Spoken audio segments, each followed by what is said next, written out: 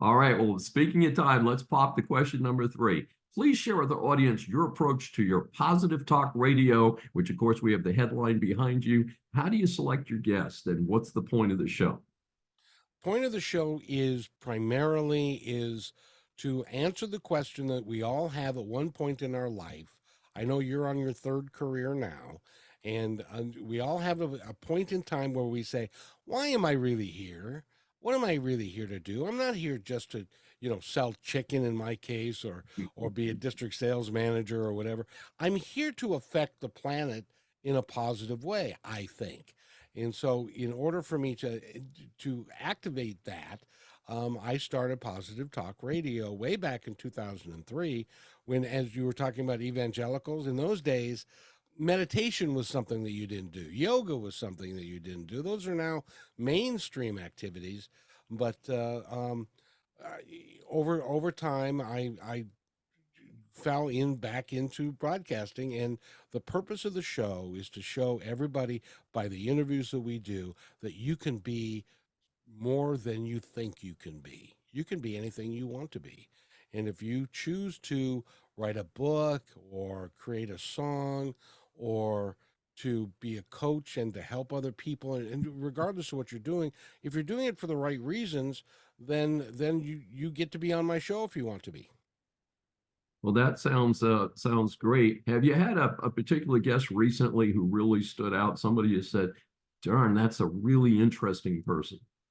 Today, as a matter of fact, her name is Michelle Blood.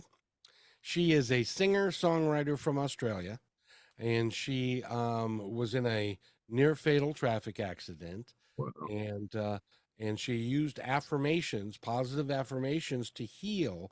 And she spent the rest of her life working with people like Bob Proctor and Wayne Dyer and some of the greats of the New Thought movement to really help people recognize that they could be more than they think they can be. Because, we were born great, David. I'm going to get on my soapbox if you don't mind.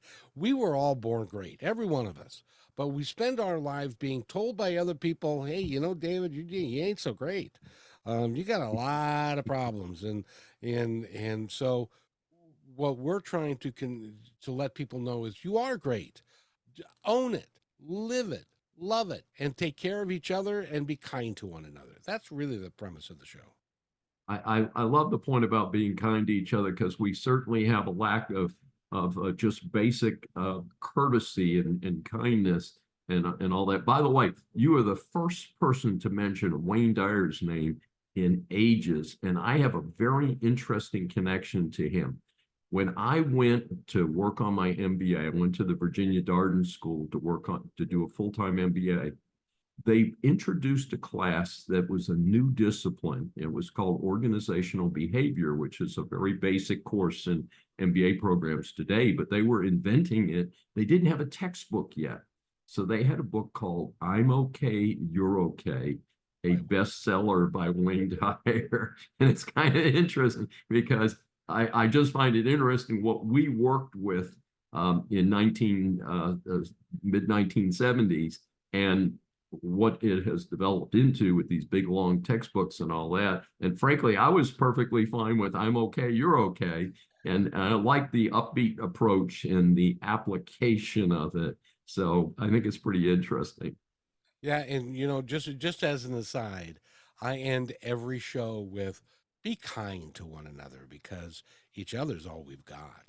And the whole premise of and I was oh, I forgot to mention I was also a bus driver for 12 years.